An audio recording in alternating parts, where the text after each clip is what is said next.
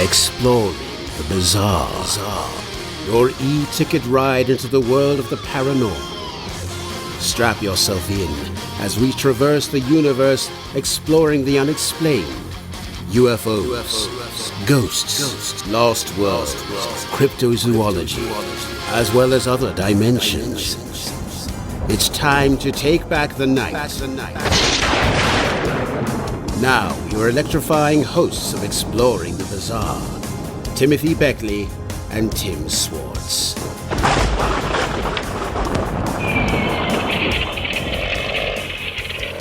Tim, look over there. What is that? What is that in the wheat field? Do you see that down there? I'm not sure. I don't think I've ever seen anything like that before. Oh my goodness! It's a huge. Let's call it a crop circle, for want of a better name. It's an imprint in the ground, in the wheat back there. I've never seen anything like it. I've only heard of one person that actually investigated these incidents, and well, at least in those days. Our guest tonight, we've got a fabulous show coming up, and I know I always say that, and I'm never proven wrong. Tonight we have all the way from merry old England, FC Busty Taylor, who's been interested in UFOs since the late 1940s, when as a young boy he witnessed on a clear day hundreds of bright, shiny spheres flying in line and playing tag with each other. Now, that's quite exciting. When I met Busty, I had just taken my first trip to the UK. Mm-hmm. I was invited over by my friend, the late 8th Earl of Clancarty, Brinsley Laporte Trench, who headed the UFO group that was part of the House of Lords. It was an unofficial group, but he had about 75 members, and they would get together for meetings every so often, every couple of months, and he would invite speakers to speak to the assembled individuals there, the members of Parliament and the members of the House of Lords from the United States and from Canada and from various parts of Europe. And he invited me to speak, and so I did arrive to speak at this group at the House of Lords. Now, while I was also in England, I decided, of course, I wanted to go out to the countryside. I eventually made it all the way up to Inverness to hunt for the Loch Ness Monster. I stopped at Stonehenge, of course, and had a UFO sighting at Warminster, at Cradle Hill, with Arthur Shuttlewood, who was the editor of the local newspaper there. And in fact, just this week, Tim, we published UFO Prophecy, which is the 50th anniversary commemorative edition of the book that we put out in the late 1970s. Mm-hmm. And I was invited to give a talk, and I can't even tell you who the promoter was, but it was a country estate, and they had a New Age group that met there, I guess, on a regular basis. They had workshops and seminars, and I met our guest for this evening, one of our guests for this evening, Busty, who had been investigating, I guess, some of the first crop circles that had appeared in the UK. Now, they weren't as elaborate as they are today. But Busty, why don't you tell us a little bit about were you flying? Were you flying in those days and taking photographs of the crop circles? That's correct, Tim. For me, it all started in August the 5th, 1985. And, what happened, I was a passenger in a plane, and we turned the corner, and I looked down the wingtip, and there below me was what we called a Celtic 5, a large circle with 4 on each corner. And anyway, we landed and then thought, well, where was that? Anyway, I did locate it. And during my first investigation of a crop circle, a helicopter appeared over my head and started taking photographs. Now, at the time, the military base was shut down for its holidays, summer holidays. And I thought, well, this is odd. This has got to be interesting if they put up a helicopter on a special occasion to take these photographs. And that's when I really got stuck into it. August the 5th, 1985. And now, when did the crop circles first start to appear? Now, I remember over in Australia, and this would have been before that, of course, maybe in the late 60s or early 70s, they had what they called the flying saucer nests. That's correct. If you remember. Now, these things were just kind of swirls in the grass and in the reeds. But there was one particular incident where a gentleman driver actually was pulled off the road or swerved off the road and was killed. If you remember that incident, reading about that, I still, I've come across it from time to time in the literature, and it was in this particular area that they found the first saucer, so-called saucer nest. Although I remember when I was a mere teenager, I must have been about maybe 17 or 18 years old, we had circles that were appearing. Well, the one case that I investigated was in New Jersey, and it was a perfect circle. Somebody said, oh, it had been done possibly by a tractor. But the way the circle was positioned, it would have been impossible because it was kind of right up against a tree trunk, and it would have been impossible. It just would not have been physically possible for anyone to come into this back road and do the circle there in the ground. So they did seem to get a little bit more elaborate as time went along. Now, had you heard about crop circles? The interesting thing is, Tim, that on seeing the one I mentioned earlier, it brought back a memory that when I was 12 years old, I was following what we call an old-fashioned binder that cut the corn and put it into sheaves. And the farmer stopped and got off, and they walked into the corn. Now, in those days, I was, 12? The corn was higher than myself, very tall. They've modified it since then. And the object they went to see, I couldn't see. And they got back to the tractor and they said to me, I think young tigers have been playing in my field. They drove around another 2 times, 3 times, and then I could see what they were talking about. And it was a very small swirled circle, about 10 feet across, and it was absolutely dead center of a field. Now I always remembered that. And then, of course, I checked on the sort of history of what I call Celtic crosses and found that the symbols that I witnessed over the next few years came. Hello, are you still there? Oh yeah, we're still here. That's all right. I've had some weird things start up. Sorry about that. And I watched over the next 5 years as the circles I'd witnessed in the Salisbury Museum and the London Museum appeared in the crops in southern England. All the same designs of Celtic symbolism suddenly appeared.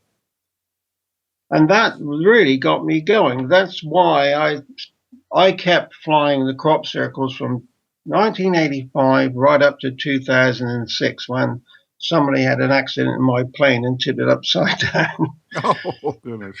He was all right. He was okay. He came into land and unfortunately he nosed her over and put her on her back. And he was okay, thankfully. But unfortunately, my chance of following the crop circles, because there was one special one that I'd been always following. And that was what we call a grape shot. It was very small. The smallest I had was about 9 inches across. And they were put in such a position that it was impossible to get to without making marks in the crop. if you remember in England, we always spray the fields with tractors, which mean we do like a checkboard mark right across the fields. Well, these little circles, they appeared dead center between the two tram lines crossing the field. Absolutely dead center. And they could be anything from 9 inches to 3 feet. And I'd been following them all those years. They were always around, especially very near what you call the fancy circles, the ones that I've detested. I've always considered the fancy circles as man made. I have witnessed people making them in the dark. I was asked to look after a film set overnight, and that people would come in and make a replica of a circle we had in '94, and they achieved it in the dark, an exact carbon copy. Now, these people are clever. They practice on beaches. If you want to check that out, there are sand circles. You can find them on the internet. And of course, the tide comes in, boof, washes it all away. Mm-hmm. Yes, there has been a mystery here, I've got to admit. Do you ever remember like 1988, Tim, when I had a circle outside of Winchester that was 66 feet across, anti-clockwise laid on the ground, but when we flew over it, it was a clockwise spiral from the air. Now, I noticed there was a certain thing about this which I'd never ever said, because one thing I found about people making crop circles, they came to lectures, listened to what we said, and then they would go out and find a way of replicating it. Mm-hmm. I've always kept that part secret of what I noticed. Well, one of the reasons, among several, that I wanted to have our other guest on this evening, Sue Gordon. Not only have I known Sue for quite a number of years. In fact, I first met Sue when I was organizing the UFO and Alien Agenda conferences in the Phoenix and Mesa, Arizona area. And I think we had just put together our first conference, and we had a happy hour or a social hour, and we were all sitting around the pool, and we got to talking to each other. And Sue had visited. I guess she had just shown up and heard about the conference. And how did you hear about the group's meeting? By the way, Sue, do you remember? Oh, Bob Short, actually. Oh my goodness, really, Bobby? Huh? Yes, I called him because someone I knew him, and he said I was actually on my way to New Mexico, Santa Fe, and someone said, "Oh, call Bob Short because he could explain some of the experiences that I was having," and it was just fortuitous timing. He said, "Oh, we're having a UFO conference in Phoenix, September, and why don't you come?" Mm-hmm. And what year was that? Do you remember? Yep, 1990. 1990. Yep. Wow. Okay. Well, that was the first of quite a number of meetings that I held out there, and there were so many people there. It was a very nice hotel. It had an outdoor swimming pool and all. That the line coming in from the ramp off the highway, I think you had to probably wait about 15 or 20 minutes to pull off the exit and get into the parking lot. That's how many people there was such an enthusiasm in those days for what we were doing. I mean, it was just like a burst of cosmic energy was upon us. Well, you don't see that anymore. Well, I don't get. There are very few UFO conferences here on the East Coast. I don't think I've actually been to a UFO. Well, Pat Marcatilio down in the Trenton area in Bordentown puts on an event once or twice a year, and I have gone down there. But anyway, so Sue showed up, and we had a conversation, and we talked a little bit about some of the things that had happened to her, and I remember she wrote up an incident involving some angelic type beings that was in our book, is in our book to this day, called the Angels of the Lord. But one of the things, actually, though, that I thought was a tie-in here. Sue has been living on and off in Sedona, Arizona, which, of course, is a very I've often mentioned it's a very mystical place, if there ever was one. One of the more sacred places here, sacred and mystical places. Let's not say sacred because that brings up kind of a religious connotation. But people have UFO experiences down there, and they have very vivid dreams, and there are vortexes and portals and all kinds of strange things that are going on. But here Busty is talking about the crop circles in England. But you know what reminds me, Sue, that there's a very similarity between the crop circles are the Indian medicine wheels. Absolutely. Now, Yes. do you see it? I mean, is there something you've studied this mysticism and all of this? You're more knowledgeable than most people, and you take a little bit maybe more spiritual the bent on this than I would. Do you see a connection? Definitely. There's a lot of tribal art that just happened to appear simultaneously on the planet with very common symbols. And my background is actually Celtic too. I love Celtic art. So the early crop circles fascinated the heck out of me and showed up in a lot of my paintings, actually. So, yes, there's, I think, quite a history amongst peoples throughout the planet going way, way, way back, predating modern history, that does connect all of this symbology in very particular places on the planet. Well, you look at some of, you mentioned, the Celtic angle there. It reminds me very much of the ancient cup and ring marks that you have found carved all over Europe. And some of the earlier crop circles look just almost exactly like them. Absolutely. Yes, huge connections.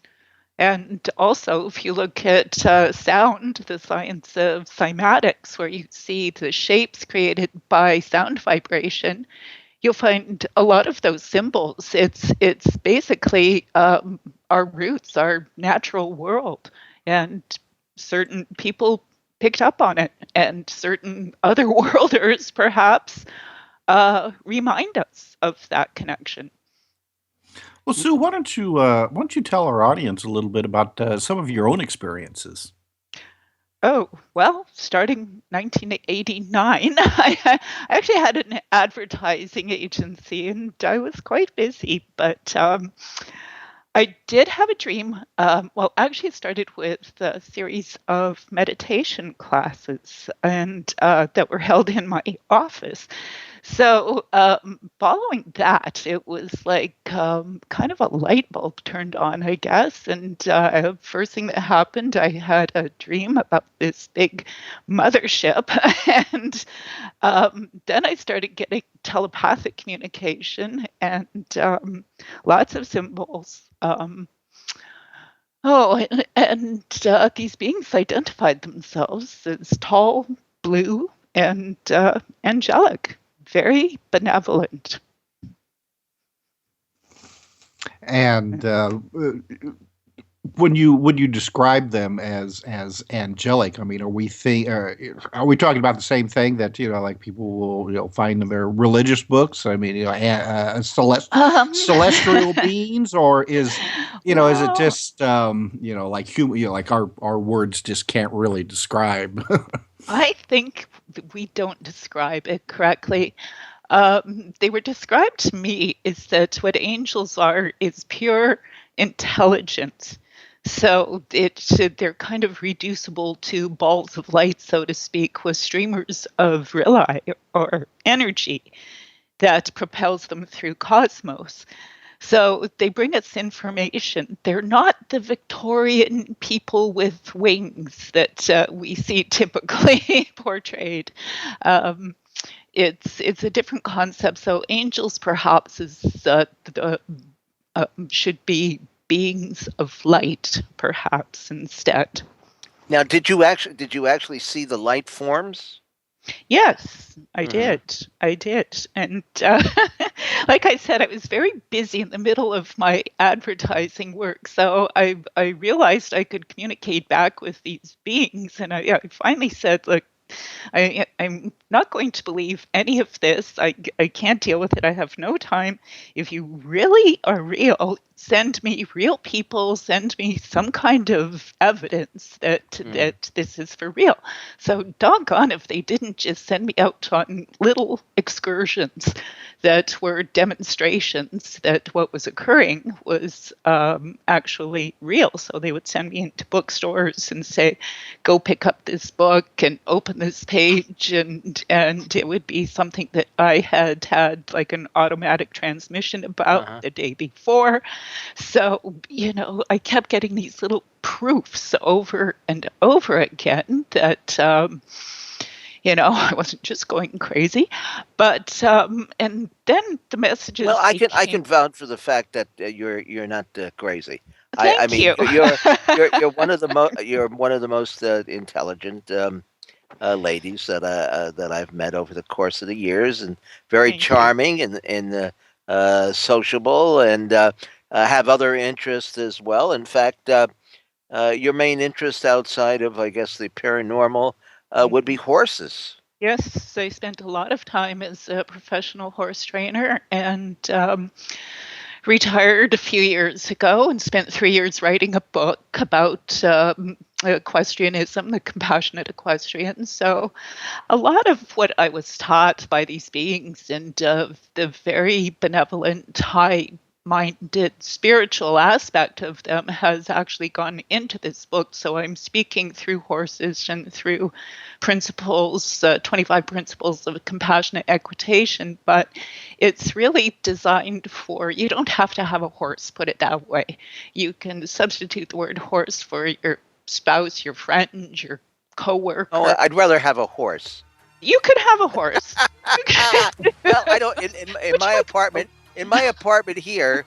Well, actually, it would be a welcome attribute to this place. Of course, everybody else comes through here one time or another. So I'll go for the horse. Yeah. Sure. That could be and it's easier to get a horse than it is a cab at certain times of the day. We got a commercial break, but we're coming back in a few minutes because we're just starting here. We're just starting to rock and roll, ladies and gentlemen, and all you aliens and angels.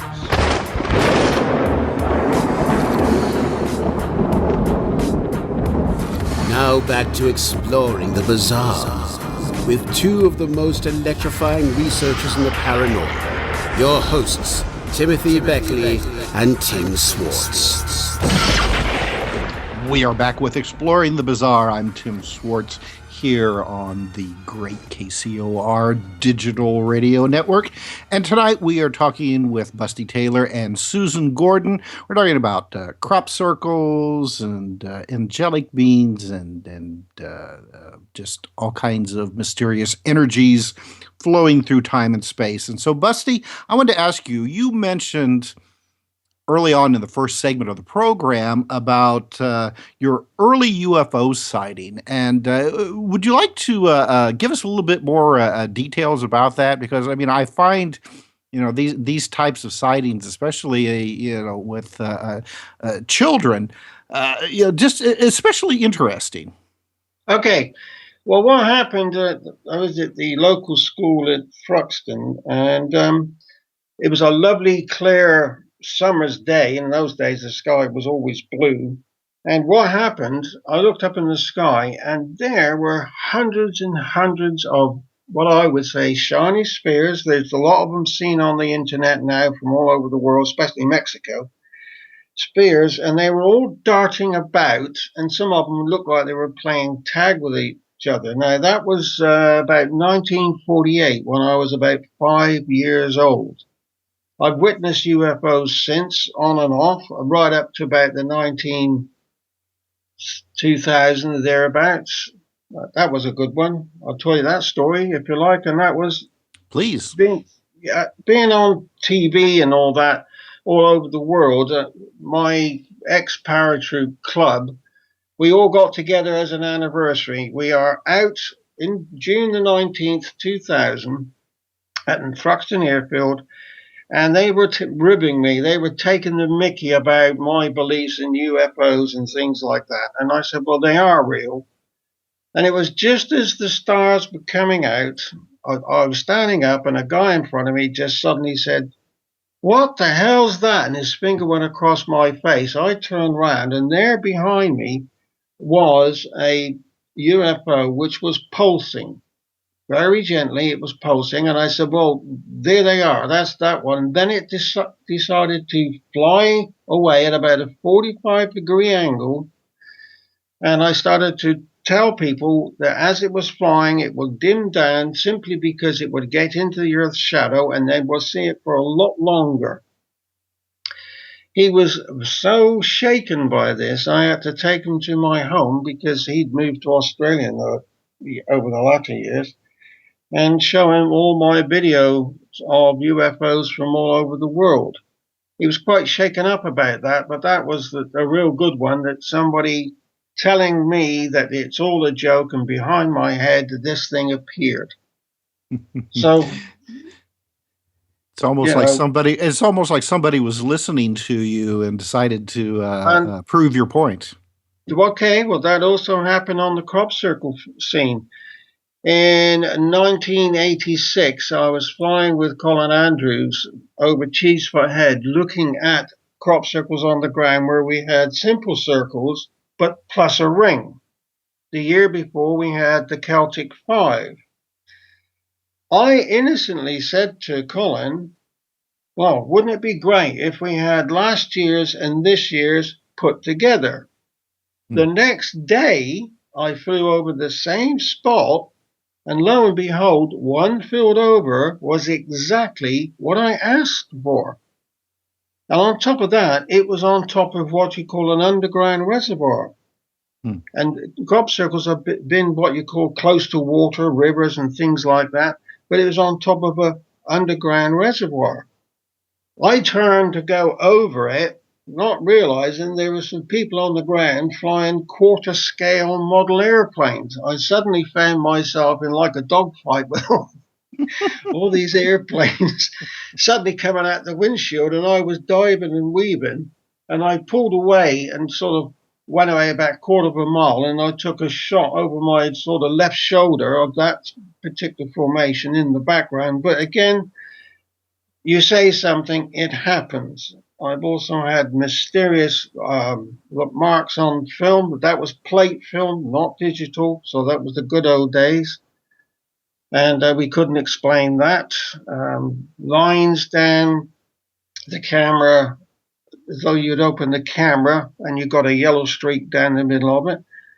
Jim Hartek, he went to Poland, saw a crop circle, climbed the telegraph pole, took a photograph, and he too had this yellow streak like I experienced in England down one of his films as well. So, you know, weird things did happen in the early days that we couldn't explain. Well, now you talk about the early days. Do you have any, idea? Are there any, say, like historical records that talk about crop circles? I mean, like way back, hundreds of years ago. Well, we had what we call the mowing devil. That was one of the early ones that depicted like a crop circle on the ground. I've used that in one of my books. Yeah. Right. Yeah. But the Celtic Ark, as Suzanne said, to me was always a replica of what they witnessed. If it was in their crops and they couldn't see how that people got in there and made the marks, they would treat it as a godly thing, much like we wear crosses around our necks to the present day. They could have done the same thing with their Celtic Ark. They witnessed these things, as I've already explained. What happened? I photographed the museums in '85.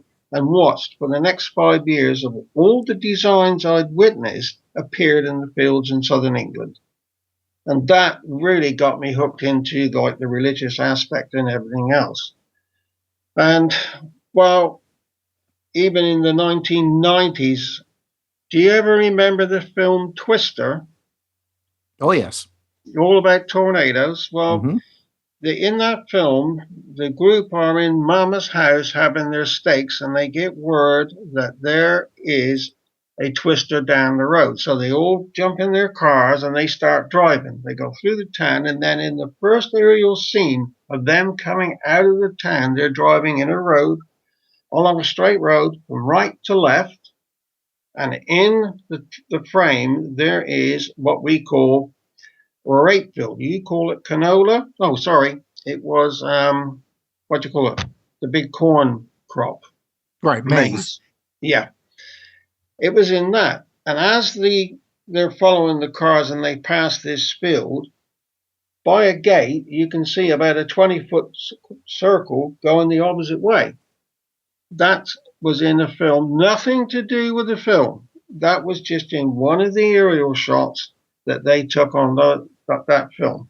So you check it out. Mama's house, having the steaks, then look at the aerial scenes just after that. Well, now growing up in Indiana, and I mean, Indiana is not quite as bad as say like Kansas or someplace like that when it comes to tornadoes, but we have our fair share of them. And I mean, since I was a kid, I have seen these tornado circles, or sometimes even just like thunderstorm downdrafts in the maize and wheat fields, but those look significantly different than the ones that crop up, there in England. I mean, the ones around here caused by weather, it's the crops are blown down and outward rather than in a spiraling pattern. But there in England, I mean, the first suggestions on what the crop circles could be, they were talking about the same things. Oh, well, it's just caused by, downdrafts of storms or what have you. Obviously, people who weren't taking the time to go out and look at them themselves. Yep. Well, Dr. Terence Meaden, he was with us at the time in the 80s, and he, too, was covering that angle. I couldn't agree with him because I've been a glider pilot, and you used to follow what you call thermals across fields. Yes, it shook the fields to pieces. I've taken, followed the trails in what you call corn on the cob, right through it, flattened them, but it was always in one direction, never in a circle type rotation.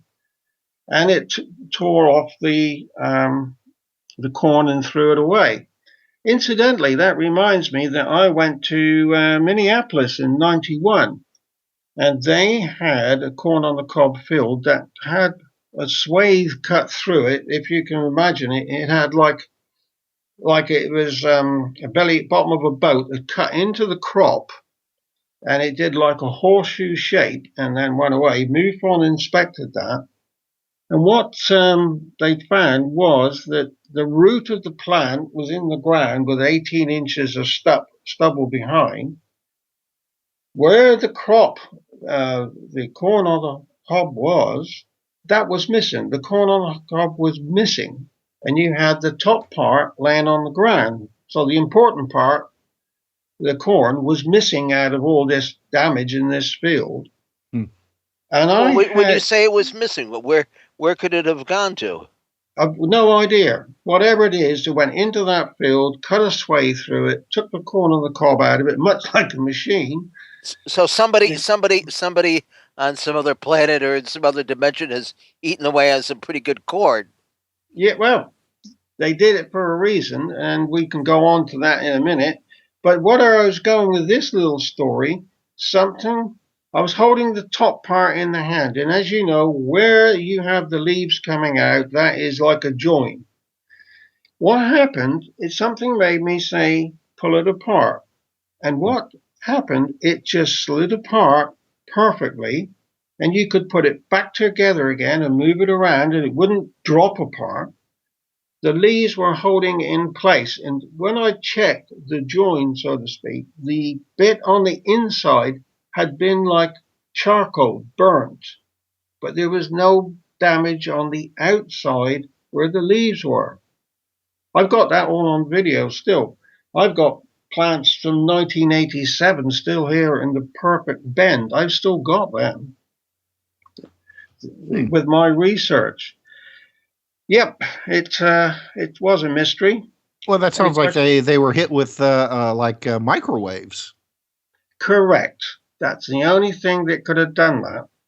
Something like a mic. You got to remember, overnight, you get what you call your dew. That would then come down the stem, and it would go inside the leaves, and where it would then congregate around the join. So that could have boiled with microwaves. It could have done something like that, causing it to come apart. But not literally in the physical sense. It fell apart on the ground. It was still intact when it came off, but something like a microwave did have an effect there. Well, now, we see there have been cases here in the United States and other places of like crop circles.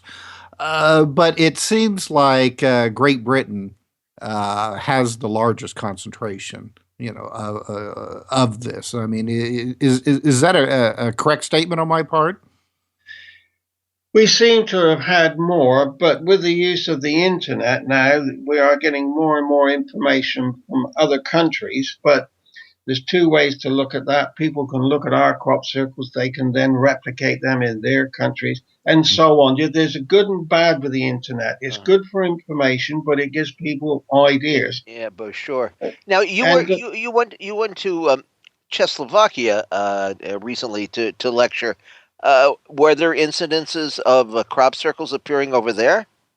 Oh, yeah, Russia too. They've had them. Nearly every country in the world has had them. And like I said, the first thing that happened was a helicopter photographed me, which shouldn't have been there because they were on holiday.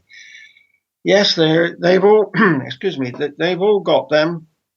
As far as I'm concerned, every country will have them. A lot of them are not reported because with all what's happening in our fields now, as soon as the farmers see anybody in their field with a crop circle, they just chop it out. They don't want people in their fields anymore. So we have the problem now that the farmers are not happy with crop circles in my country. They've slowed down a little bit, I've got to admit, but not flying. I cannot find the little teeny ones, which was the positive truth. Because though they were smaller, they actually located onto things that was in the crop. In other words, if you've got what we call tram lines, tractor marks crossing the field, and they don't keep spraying the field, it now becomes an organic field. Those little things lock on to any type of mark like that, like it's lines on a drawing board. These little teeny ones, they can dead center the mark, or it can edge on to the mark, or it could be put between two, like the center of the tram lines. It can be centered on that. And you can't get in that field then without leaving a trace behind. It's impossible. 1987, I have an aerial photograph of a three formation like a triangle, but three circles, and they are located onto what I call a color change. The X wheel marks of the tractors are still greener than the rest of the crop. So you have this crisscross pattern going across the field, and the only mark going into that field when I flew over it was the one being made by the farmer to get to it. And I've got these three circles located perfectly in a box, forming a triangle. And again, I mentioned this on a lecture, and what happened? The people with making crop circles, they turn around and they made one in that situation. So you give good information out, but then people that wants to play a game turn around, copy it, and repeat it. Well, let me ask you this. Okay, you say that people are trying to copy this. Any chance that some of these may be copied by something or someone else that are not human? Correct. That's where I've been going to him all the time. I've been on this type of trail. I've always said the good ones, from what I can see, can only be done from an aerial point of view. There's no other way in the field because they just started the organic ones in sort of 1987. They started to use less and less spraying. And the only way you can get there is from the air. You can't get there any other way. But then all these people that made crop circles muddy the waters, and they can only do that when they've got tram marks across the field. Even this year, I Yes. have found fields like that when I'm on the ground, and where you can see where the tractor went, but it's not down on the ground and there's a gap. It's all the corners come up, but it's a different color. Mhm. And there are loads of fields like this now, but no crop circles in there because they can't get in there. And that proves to me even now that there has been something really genuine, but I'm not flying like I used to. I was the only one who used to take off and fly all over southern England for 2 hours at a time, possibly 3 times a week. Uh, how many seats in your plane? Like four? Um, well, I had a little Piper Cub in the end, but I used Yeah. to do two-seat Cessnas and four-seat Cessnas. Uh-huh. Uh-huh. And but in the end, I was flying a Super Cub, and which was brilliant because you could Oh stooge boy. around for like. And I used to cover patches that nobody else ever did. I've even when I haven't been flying because I had prostate cancer in 2006 to 2009. Thankfully, I've got rid of it. But driving my car, I could see a crop circle in a field right next door to an airfield, and nobody reported that one in. Hmm. I left it quiet because I just really thought, well, I'll pop in there one day, but I didn't do it because it was in a position where you could see it from a road. And once I stood up there, I would skyline. And I thought, once I do that, everybody will pile into this field. Now, And now, nobody, Busty, did you ever see when you were up in the air? Did you ever see UFOs over the crop fields? that's one thing, Tim, I've always said. I'm waiting to find that answer because no, I never got the two combined as I wanted. I knew it was something like UFOs. Um, what happened to Steve Alexander? He caught something actually flying over the UFO. You may have seen the film. It's a light that's moving across the field. Do you ever remember that one in I, 1990? I've seen that one. I know which Yeah, one you're talking about. that's very Yeah. famous. It inspects the field. It's running through the crop. You can see it pushing the corn aside, and then it drops into a tram line, comes back up into the next tram line, and back up. So something has been looking at our crops, and that took off across the field, and the tractor driver saw it on the in the field next door. I've always said it's an aerial component of some kind, and it's got an energy force that can bend the crops. And the only thing that can do that is like microwave because it will heat it up. So what I've got here is a perfectly bent stem to this day. And what's that, 30 years ago that I took that out of the ground? It's still the same shape. It has not changed. And Well, yeah. go Go ahead. ahead. Yeah, no, go ahead. To me, I have not got that link that you asked for, which is have I ever seen anything? Lights in the sky. People have seen lights in the sky, yes, flying around the area. But I myself never got that complete connection between the Uh-huh. two. If I did, I'd go out and celebrate. Well, I mentioned earlier this evening at the start of the program that we had just published or reprinted a book, UFO Prophecy by Arthur Shuttlewood. Now, on Warminster, of course, that was a huge wave of UFO sightings there in the late 60s and the 70s, and it continued on for quite a while. There were some early crop circles. Well, I wouldn't even call them circles, but they were kind of crude compared to the ones today and the ones that followed several years later. Did you ever have a sighting or an experience up near Cradle Hill or Star Hill? No, the only thing I can remember about Arthur Shuttlewood's book was on ascending the Clay Hill at night, they heard a humming noise, and lo and behold, before them in the moonlight, they watched as the grass laid down like a lady's fan. That's the way he described that. So he was close to something, which if it's invisible, no, you could see the effects of whatever energy it was using to sit still or move about. But that's what he described, a low humming noise and the grass laid down like a lady's fan opening, which I thought was a very good description.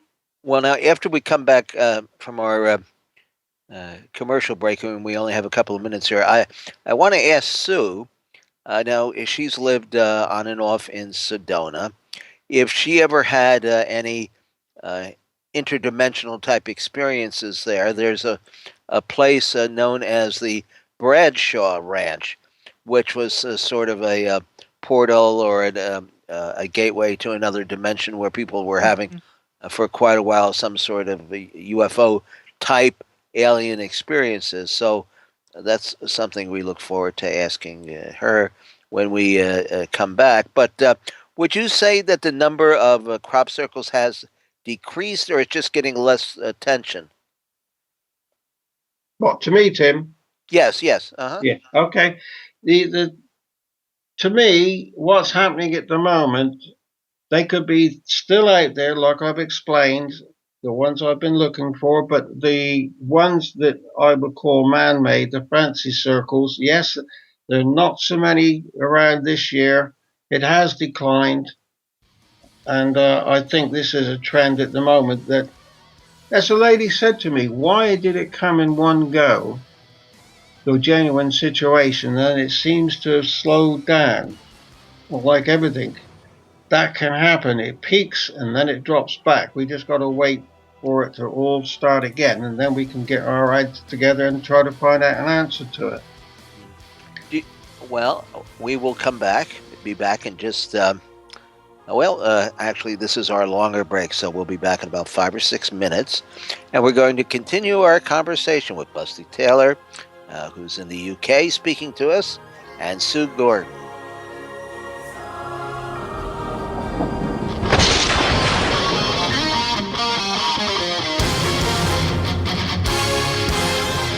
Exploring the bizarre.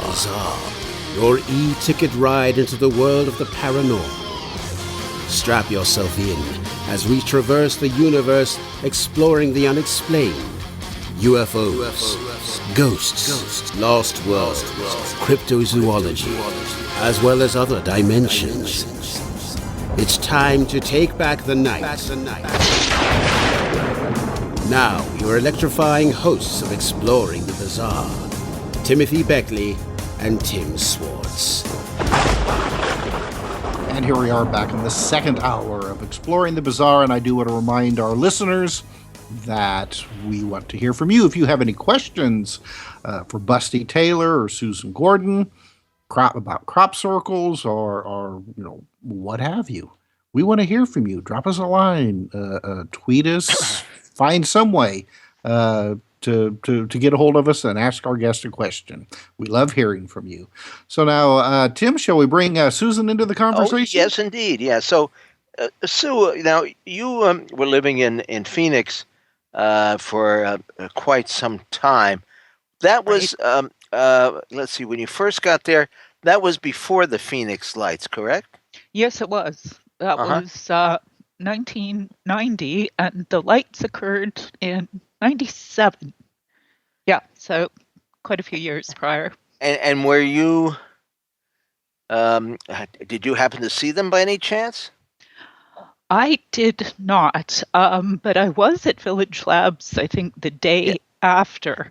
And it was crazy. The calls, I mean, it was just I think for that next week, there news crews from all over the world. Jim Delatoso, yes, of course, who we were all friends with. He was a in the band actually that I sang in and which you played in, performed in with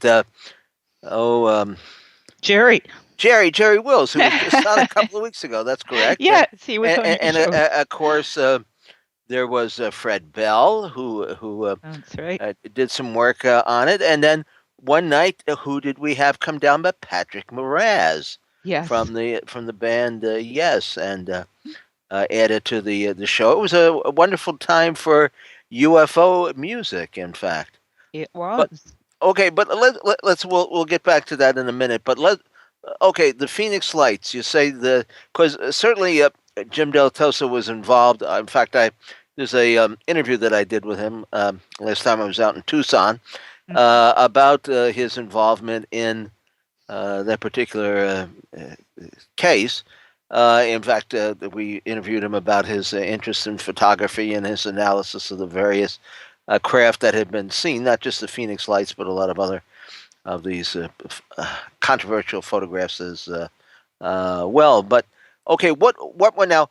Most people don't realize when they think of the Phoenix Lights, they think of the objects over the mountain range, which some people say were flares. They may or may not have been, but the actual sightings themselves, the ones we know were legitimate and hardcore craft of some type or another, were started much earlier in the evening. Isn't that correct? Around 7:30 or 8 o'clock. That's correct. There were multiple events occurring actually that a lot of people were unaware of. So yes, it was. I think that craft was seen from south of Phoenix to Las Vegas and back. It was, and quite a few people saw it, including then Governor Fife Symington. Oh, that's correct. Yes. Yes. Of course, we didn't find that out till many years later. But yes, it was. The military was scrambled that night too, according to Wendell Stevens. The late Wendell Stevens. People are, my gosh, we're losing people. You're right. And I'm here with one foot on a cigar-shaped ship, ready to yes, take off. But hey, okay, so it was a noiseless, triangular-shaped object. We'll call it an object in quotes because we don't know how physical. Some people claim it might have been a hologram or some sort of interdimensional vehicle, or gosh knows what. But we'll call it an object for lack of a better term. But it seemed to have the ability to hover silently, which of course would seem to be impossible from what we know about aerodynamics. Correct. Yes. Especially at that time.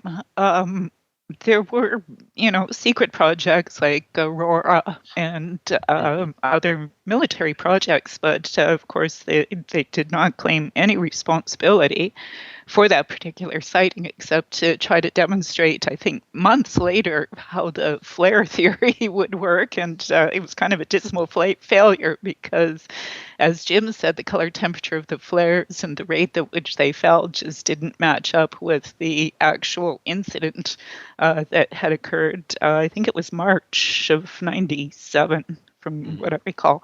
But, of course, Lynn Ketai came forward. I think it was at least a full year, if not 2 years later, with the videos that she had taken of that incident. And, of course, she was a medical doctor, so she kept it quiet. But she was actually visiting Jim at the lab with her information long prior to it going public. So... yeah, that was crazy time, actually. The news crews just kept coming from all over the world. It was a big story. Still really unresolved to this day. Absolutely. Yeah. How many phone calls do you think that the lab received? Hundreds. Yeah. Were you answering them? Some of them? No. I never answered the phone at the lab. Is that right? Ever. Not my job. Okay. All right. Nope. I played drums and did my artwork and research, and that was it. Now, how long did you live in Phoenix then? Let's see, 12 years, I Uh, believe, and then 10 in Sedona. you moved on down and hung out with the UFO lawyer Peter Gersten Correct. for for a while, who had a fabulous apartment. I mean, here I Yes, am. you were Here there. I am. I guess some people might be envious. If you go to the roof of my apartment, you can see the Empire State Building. No big deal to Oh, me. no. But they're putting up 4 skyscrapers on this block.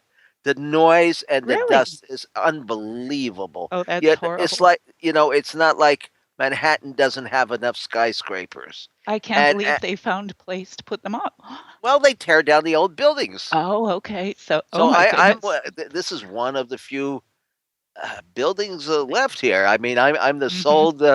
I wouldn't say sole survivor, but there may be 3 people in the neighborhood that we recognize for being here, from Wow. 35 or 40 years ago. The rest of the people have been, chased away or gone underground, or the Dero have Sure. captured them, or something. Okay, so you made it to Sedona. Right. Had you? I guess you had been down there uh, before. I mean, on different trips and stuff, and realized it had some mysticism about it.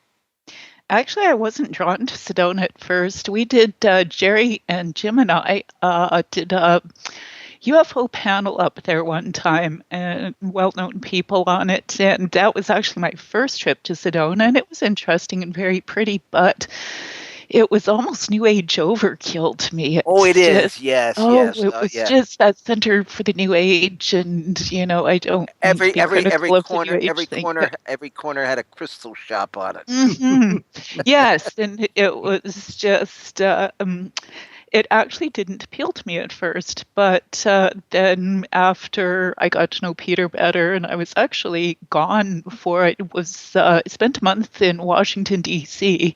Yeah. That was fall of 2000, and then I came back to Canada for quite a few months before I went back, and Peter had moved from Phoenix to Sedona, That's right. and I eventually got tired of going back and forth from the city to Sedona every weekend. So then I finally Well, pulled out of it. it's quite a drive.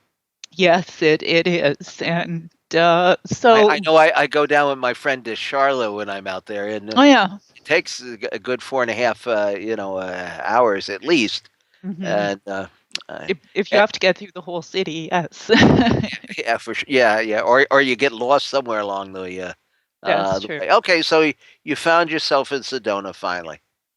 I did, and something had shifted. I started hiking by myself, which and with Peter, of course, because he knew the trails. He'd been there many times, and I started to feel a real connection to the rocks. Oh, And it's I absolutely gorgeous. oh I mean, I was saying about his living room yeah, overlooked the Red Rocks. I mean, who else has a living room that maybe if you lived in Malibu or sure. something like that. But boy, what a sight that is. I mean, if that were here in New York, you'd be paying $11,000 a month rent or something like that. Probably. Yeah, Well, it was both sides too. I mean, the yeah, back and the front. The and you never got used to the sight. I was out there daily with my camera. Those yeah. sunsets were spectacular. I've just got beautiful pictures. But there's, it definitely has a phenomenon unto itself. It definitely is one of those very special places, and people come there sometimes expecting a spiritual experience and sometimes not. And we've actually witnessed people who have almost complete breakdowns up on some of the red rocks. They'll just burst into tears or something, and they have no idea why. Of course, they're often very embarrassed by it, but they don't uh, really know what's happening. It's almost like the Jerusalem effect when people go to Jerusalem and Yeah. walk the sacred pathways there. They actually have teams of psychologists that are available to deal with people that have these emotional breakdowns or breakthroughs, if you want to look at it that way. Well, there in Sedona, you can visit your local crystal store or stop off at the coffee pot. Well, we love the coffee pot. Oh, the coffee pot! Yeah, for people who have never been to Sedona, that's the first place that you hit when you get into town, and there's like 110 different types of omelets. It's Now, very good. the first 20 or so are tasty. By the time you get down to omelet 108, it's I like think that's coffee grounds and banana fig leaf peanut butter and jelly. I kid you not. That's on the menu. Well, that's probably pretty good, and Yeah. and a great cup of coffee. That's right. Well, I had to laugh one of the first times I went into the Center for the New Age, and I walked in. I was looking for a book or something, and as soon as I walked in, there was a woman at the desk and said, "So, what would you like today? Aura cleansing, tarot reading, ear candling?" She goes down this list of services. I was laughing. I'm like, no, thanks, but no, none of the above. And so it remains kind of a funky place. It's a little more upscale since they've redone all of the roads and uptown and everything. It's kind of timeshare capital of the world. Does Shirley MacLaine still have a place there? I don't know if she has a place there, but she does have a ranch in New Mexico. So I don't know about. Of course, our friend Raven Delacroix has a place there, and we visited her, and she's right there on the vortex, and has had a lot of mystical experiences herself. But tell us about the Bradshaw Ranch. Now, that was the key, I guess, area for pretty heavy duty extreme UFO sightings and strange things going on. We've had Tom Dongo on the program. Yeah. In fact, if you go to our YouTube channel, Mr. UFO's Secret Files, that is the video that's gotten like 25,000 views more than any other show that we've ever done. Actually, it wasn't even a show. It was my traveling to Sedona, and he came over and visited for a couple of hours, and then we went up to the Red Rocks, and he described some of the experiences there that people had sightings and all. But the Bradshaw Ranch was like the focal point of a lot of activity. Our old friend Bill Hamilton documented the episodes and the experiences there fairly well. But why don't you give us a little bit of background on the Bradshaw Ranch and what you saw transpire? Oh, sure. There?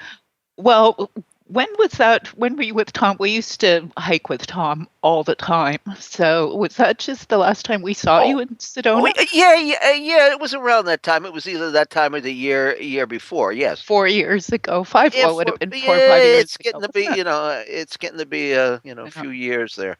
Time's crazy thing. Yeah. But yes, a lot of very strange things have happened. I believe it's closed to the public, and it's one of those places. They sold it to. But people still hang out there. I mean, it says, no trespassing and all, but who's going to stop you? A coyote?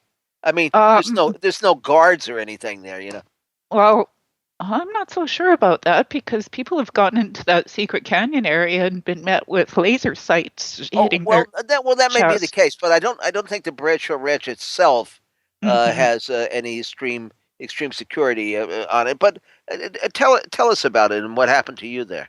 Well, I was there in 2014, actually, with Jerry Wills had invited me to speak to Neil Gould's group. Do you know Neil from Hong Kong? No, I don't think so, no. He had a group there, and Kim Carlsberg was actually doing a session for them at the Bradshaw Ranch. She does the orb photography, and she gets the most amazing pictures of orbs I have ever seen. She's just extraordinary.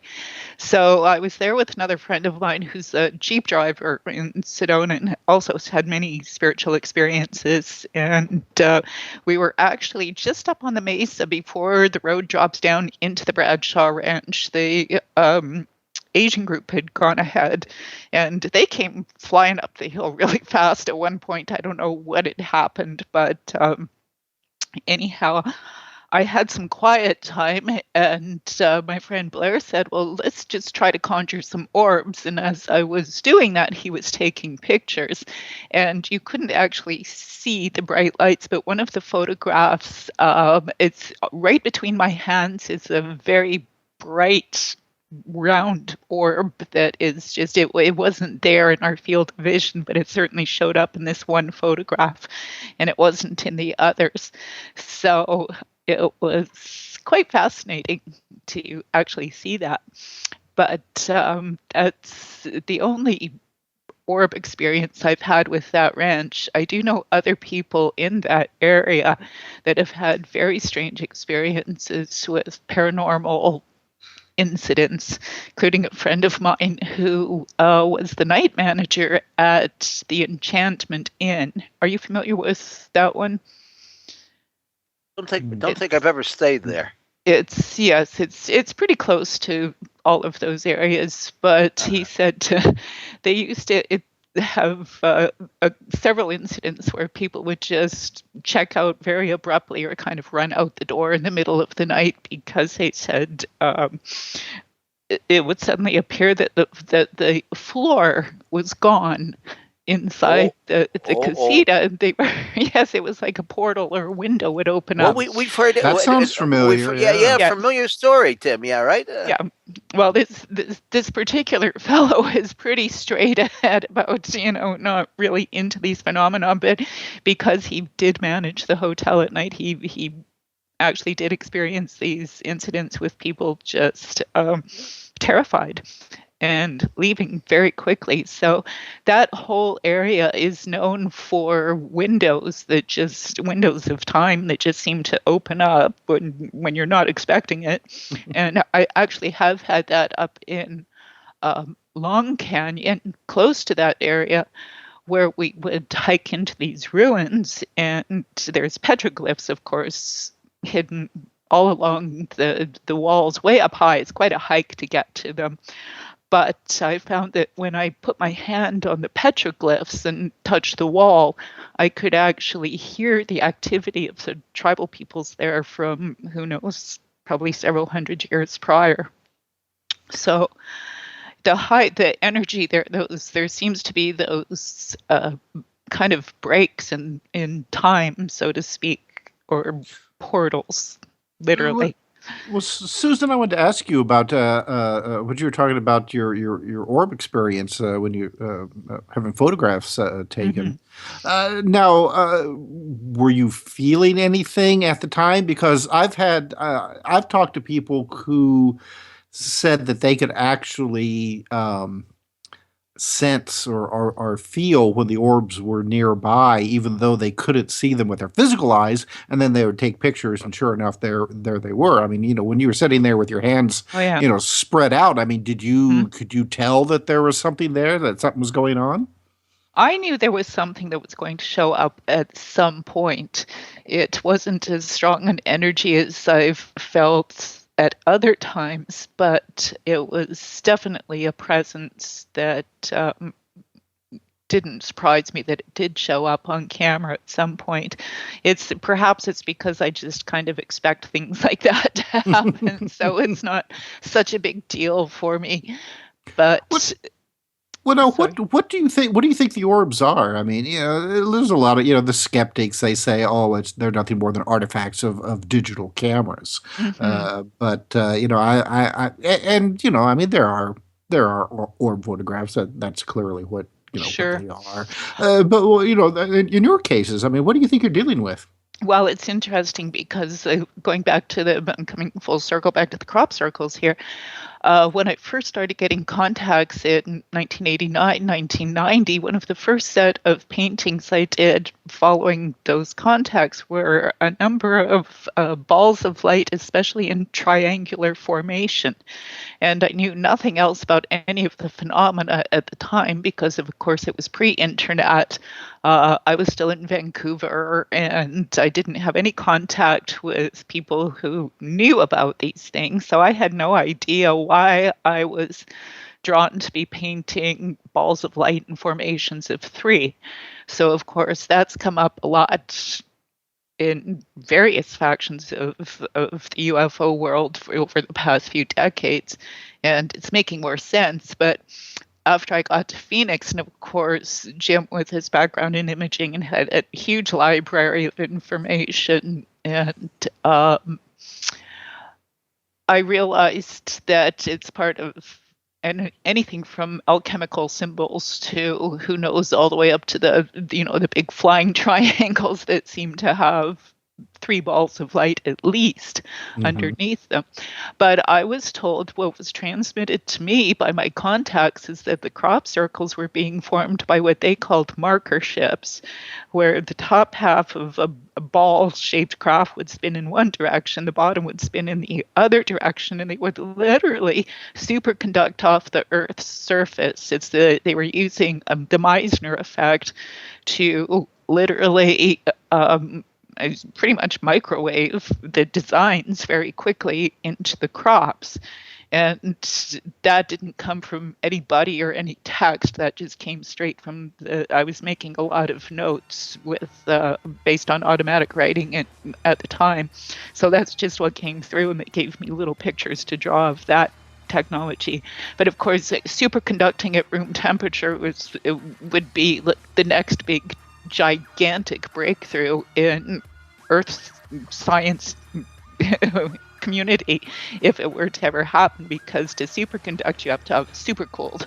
All right, Susan, we'll have to interrupt you here because Sure. we're going on to our next break. So when we come back, we'll be with Susan and Busty Taylor and more Exploring the Bizarre.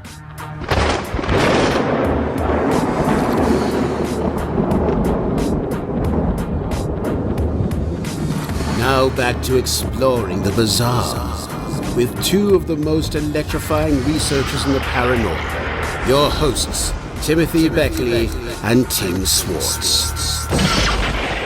Well, we don't deserve the praise, but we'll take it. Take it when you can get it, Tim. And this has been a very exhilarating and enlightening program. We have not discussed, Tim. You know, remember I said a couple of weeks ago, I said we've covered a lot of topics, but one topic we had not covered was crop circles. And I said to myself, well, who in God's name could I get to be a guest on? And then I remembered meeting Busty. Now, we gave we were involved, Busty, in a seminar or a workshop, right? I don't even remember where it was, but it was on my way to to speak at the House of Lords. And I remember for that time of the year, it was pretty darn cold because here I am taking a bath. There was no shower in the building, and the pipes froze in the middle of my bath, and some of the people slept in the windmill. Remember, they had windmills on the property. Yeah.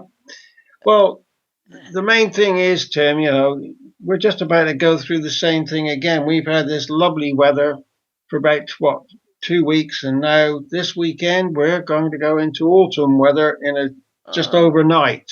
We're going to have gales and rain and hell, but that's the way it goes. Well, we've had, of course, it has been exceedingly hot here in New York and Manhattan the last couple of weeks. And, of course, the big weather story is down in Louisiana, where they have had floods that are unbelievable. I mean, they haven't had floods like that ever before.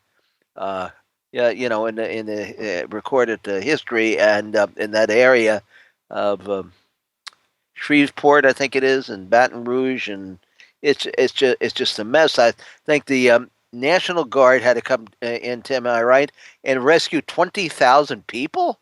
Oh, yeah. Definitely. It's amazing, isn't it? Hey, Tim, we have a question here from one of our listeners. We have Frank from Vegas, and he wants to know, and I'll give this to Busty, since Busty probably has had the most experience with crop circles. But Frank wants to know, have you ever stood in a crop circle? Now, he says that he's heard that there's weird energy, plus real crop circles have had reports of radiation present in the soil. So, I mean, do you have any response to that, Busty? Well, yeah, what we found in the early days with the crop, yes, we could get markings on the photographs and things, plate film, not digital. And yeah, some people felt nauseous. Other people felt like they've come alive all of a sudden.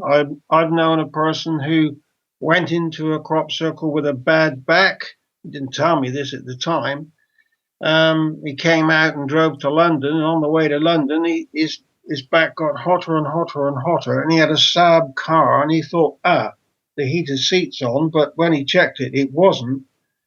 Cut a long story short, he took his coat off, and he never had a bad back from the last time I met him. He said his back has been cured.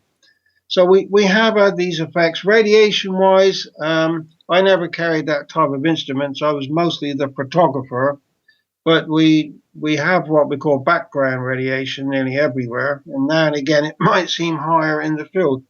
I never got to the bottom of that one, but that was somebody else's research. Okay. Well, go ahead, Tim. Yeah. Well, I was just going to say, I was just wondering if Busty had any comments about. I've heard stories from some of these so-called, artists who go out in these fields and fake the crop circles, and have reported their own rather unusual experiences while they were out there, seeing UFOs, even coming face to face with what appears to be alien creatures or whatever you would want to call them. I mean, yeah. Are you familiar with some of those cases? Yeah, that's very true. These people, they've been out in the fields and trying to work as quietly as possible, and they've seen lights coming down into like the next field. This is where I've always said that I found an answer to the question I was asking: why are these little circles over here? Well, they've been watching people make crop circles by the look of it. Now, that's my own theory.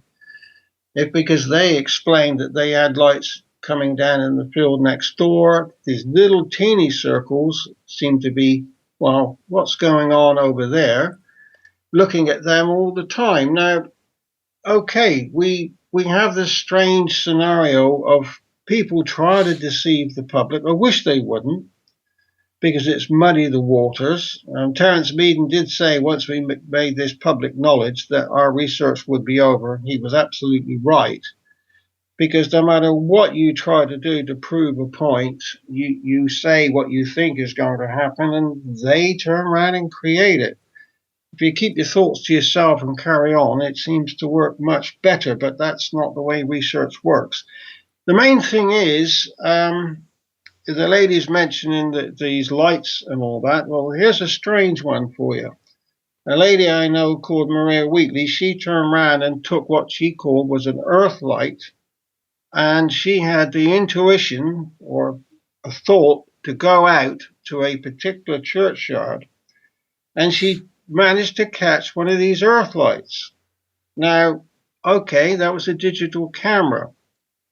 No problem with that. She put it through Photoshop to try to lighten and darken. The rest of the photograph would adjust, but the actual earth light never changed one bit. Now, how do you explain that? You've got a system where you can enhance and what you call make things go dark, and yet that earth light never changed one iota at all. Now, this is the strange things that we are experiencing out in our countryside here. The other lady was on about they've got earth lights, what we call earth lights. You call them orbs on cameras. I've never actually had any of those to date, apart from what I would call, it looked like a little flying saucer about 9 inches across in one, and that was in 1987.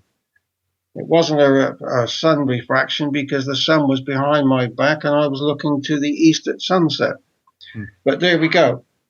No, I quite honestly, I don't really know where this is all going to go, because this lady, she opened up my eyes to a few of the things. Suzanne, she opened up my eyes to a lot of things that's been happening to her that happened to me as well. What is the general consensus, if there is one, about the intelligence behind the formations?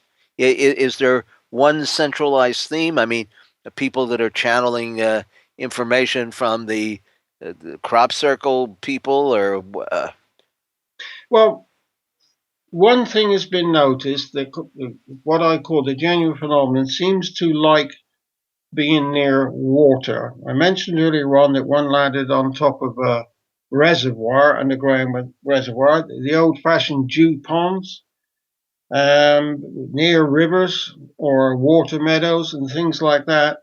We've had that type of thing, but military bases seem to come tops to it all, because the first one I found was about 1.5 to 2 miles away from a military base. The one I found where I said to you we had an anti-clockwise swirl on the ground, but when we flew over in a plane and took photographs, it was a clockwise spiral. That was only 500 yards away from a brand new military base. So you have this orientation that it seems to be near military. We have what we call Salisbury Plain here, which is 26 miles long, 15 miles wide, and it's where they fire live ammo and drop bombs and things. That has got a lot of corn on it. We haven't had any on the plain yet in regards to crop circles, which is weird. Perhaps they don't want to be shot down. But there you go. But what's the closest formation to that was ever formed near Stonehenge? Oh, goodness me. That was 400 yards. Oh, yeah, we've had one there this year. That was a bit farther away, but the closest was about 400 yards. And so, the ancient past has played a lot of a part, because you must remember all over this country we have ancient, like old fortifications up on top of all the hills. Oh, yes. And these things have been appearing sort of in the base of the hills and things like that, but also out into the far beyond, where we couldn't, once we found them in the air, we could not find them on the ground. And that was the annoying part for ages. In the old days, we could ask farmers permission and they'd say, yeah, go ahead. But nowadays, they slam the door in your face if you go and ask permission to come and look. But that's the way it's gone. But no, I would say military and water is where the genuine ones kept coming into. But are there people who are, say, channeling information, who claims that the space people are responsible for this? Yes, we have people that channel, and they are saying that that they're doing it to be noticed, or that. In regards to communication, let's put it this way: we got a planet which we're everlasting fighting. Would you like to sort of step into the middle of a big football melee? Oh, come on. Of course not. Yes. I mean to say. But no, I think if we all behaved ourselves, I think contact would be made with us. I don't see it coming. I can't imagine the scenario where if I was up there looking down on this planet, where would I go to? First of all, I'd be called the false flag. I'd be called a demon. I would be called a disciple of Christ. I mean, gosh knows what. It's like some people think you're friendly. Some people think that you're out to, take us over through mind control. Well, to serve man. Yeah. Oh, yeah. I'm afraid that is so true, that instead of us making the effort to be sensible and try to learn more knowledge, I can see the reaction point that you're talking about. Anyway, the thing is, to me, I've been saddened by what's gone on in the fields, I've got to admit, because a lot of people came here with the hope of being cured by going into crop circles. Some of them most probably came out and felt much better and were cured. I've seen people basically nearly faint going into crop circles. I've had to ask them to go back out. because they've become disorientated. Oh, by the way, there have been circles in rice paddy fields in Japan. Uh-huh. And again, when you walk through a rice paddy field, you will leave a trail. And they have got photographs where the mark is in the rice paddy, but there's no marks to it. So again, something seems to be inspecting the crops. A little bit of patty cake there. Hey, listen, we are tumbling forward onto the midnight hour here back east, and we do want to hear from both of you as to your current and future plans. Busty, you have a website. How do people find it, and what will they find on there? Well, actually, I've been running that down. It's a history of crop circles from like the mid '90s right up to about 2006 when my plane crashed, and it's just bustytaylor.com. But please put crop circles in front. So there is a reason for that, and otherwise. Remember, Otherwise, we can take it because the show is broadcast from Las Vegas. So yes, okay. It's just the fact that number of models have the same name. Yeah. Yeah, and to be truthful, I've moved on now, and I've got into the ancient sites and made one or two discoveries on that as well. Which I've got some more to sort of tell the world that I found. So that's where I'm going now. I've sort of branched off in a different direction because I don't fly anymore. I can't cover the ground like I used to. It's a pity. No more no more sailing, gliding, snorkeling. No, just getting on in years now. I've been told I've got to take it easy. How about a guide for tour groups? Yes, I've sort of been up for taking people on tours. I've got one later on in October with Banda Sacred Sites Tours. That's coming to Glastonbury at the end of October. Well, you're busy, man. You can't take. What are you gonna? What's the song? What are you gonna do? When they've seen Broadway, hey, you get out there and you do what you got to do and what interests you. And age doesn't make a difference. Ask me, Sue. Now you're working on a book, or you just published a book? Published 2 books in 2015, and I'm painting again. I have an art show up, and some of the art and photography. So some of the pictures are from my book, The Iridescent Silence of Pacific Shores, and one of the paintings is the big 9-foot angel that's written about in your book, Angels of the Lord. Well, now if you send us some stills from your art gallery showing and all, we will put them up on our YouTube site. We try to make that YouTube Busty crop circles, anything you photograph, we try to make that as visual as possible.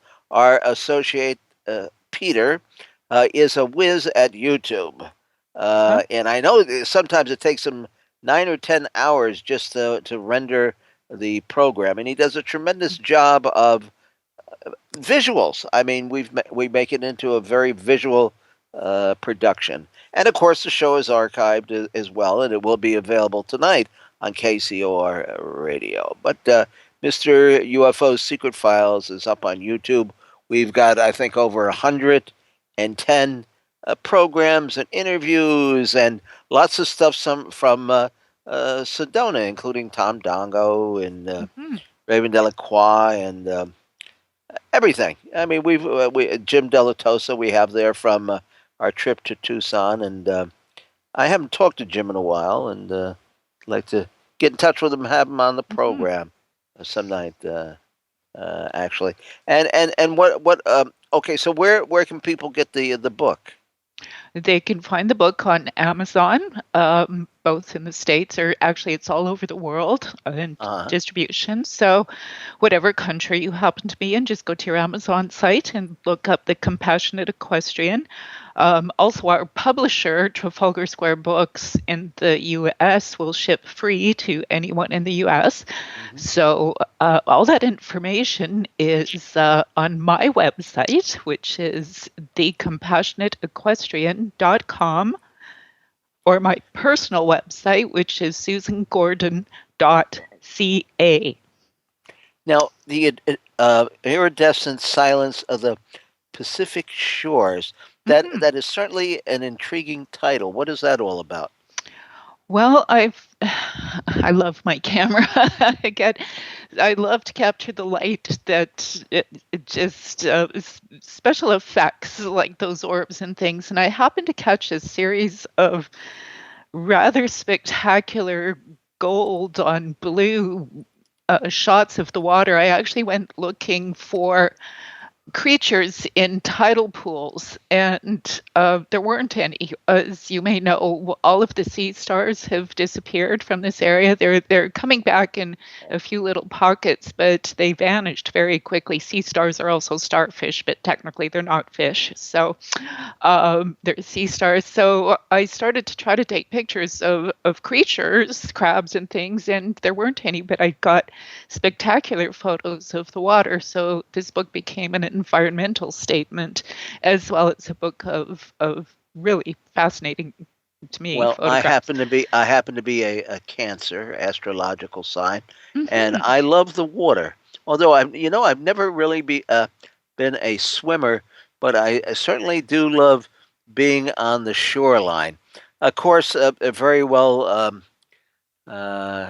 draped in an umbrella, and a drink in my hand, and a very nice lawn chair of some type. Got to be in the shade, because I burn real easy. That's for sure. But I love the water. Looking at it, I could look at it for hours. Well, better than looking at the buildings going up all around me here. That would make me crazy. I'm so blessed because I get to stare at the water from home all day long. We're just one street up above the ocean, so it's spectacular. I sit here and watch water. Do you have horses with you? No, I ride for one client here who has a horse in a beautiful property. It's 25 acres, and the arena has an ocean view too. So it's wonderful, great. Wonderful. And Tim, we have one last question, I see. Yeah, real quick, Busty, Betty from California wants to know, why does it seem that the majority of crop circles seem to appear only in the UK? And we only have about 3 minutes left in the program, so you're going to have to keep this short. Okay, that's a very good point. There are many crop circles around the world, and you've got to realize that we've had a lot of publicity here, most of all. And the only thing I can think of at the time, it was just simply we brought it to the fore in the first place in the United Kingdom with the first book, Circular Evidence, with Colin Andrews and Pat Delgado. And then, of course, the world attention focused on us for about the next 3 years, and all the crop circles appeared there. I would think Russia will most probably have the same amount all around that area. They'll most probably have about the same amount as we do, but they're much larger countries. They may be harder to find. In the United States, yes, there have been crop circles. There's a lot of them, actually, but they're not reported so much. And you have got a bigger country in which they'll only be found when people are actually cutting the crops. And then it's too late anyway, because the farmer's not going to stop because of that, because of all the bad publicity. All right? So there you go. I hope that covered about 2 minutes for you. Excellent job. It's been fun. I've enjoyed this. Well, this is just like sitting around the living room chatting, or the old windmill in our case, Busty. That's waiting for the organizer. You were talking about Lord John Hannington, weren't you, when you said the House of Lords? No, well, Brinsley Lepore Trench was the Earl of Clancarty. Well, was a good friend of mine, and he was the one who set up the UFO debate, and he had a unofficial UFO group there. In fact, this week we just did an article on my trip to England there, and including an interview that I did at the time with Brinsley Lepore Trench. And I guess you can find it on Facebook. I have posted on Facebook, and it'll be in various magazines like Phenomena in England and so forth. And anyway, I want to thank again, Tim. We have to thank our guests for gracing our platform this evening, our show, and bringing their knowledge of crop circles and Sedona and angels. And Sue and Busty, you have a wonderful evening and a wonderful weekend, and bless you both, and we'll be talking to you soon. You've been listening to Exploring the Bizarre with hosts Timothy Beckley and Tim Swartz. They're taking back the night by jetting non-stop across the cosmos in search of the truly bizarre and totally unexplained, with you as their co-pilot. Thursday nights at 7 p.m. Pacific, 10 p.m. Eastern, on the KCOR Digital Radio Network. For more information on Exploring the Bizarre and hosts Timothy Beckley and Tim Swartz, check out their KCOR Digital Radio Network page. Follow their YouTube channel at MRUFO 1100. Exploring the Bizarre.